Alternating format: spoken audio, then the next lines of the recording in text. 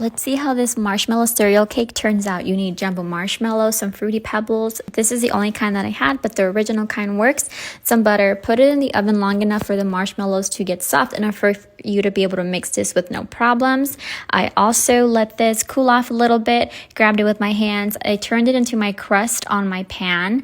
I'm using the spring pan for anyone who's wondering. I also use 2 of the 8 ounces of the cream cheese. I added 2 cups of whipping cream, half a cup of powdered sugar, and a little bit of red food coloring. I mixed that together until everything was completely melted and not like lumpy.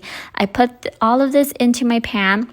I let it sit in the fridge, or you could put it in the freezer for faster results for a few hours. Once that's set, I used Cool Whip to make my little designs, and this was really great. It's definitely for someone who wants a sweet tooth, and this is also once in a while treat. Let me know what you think.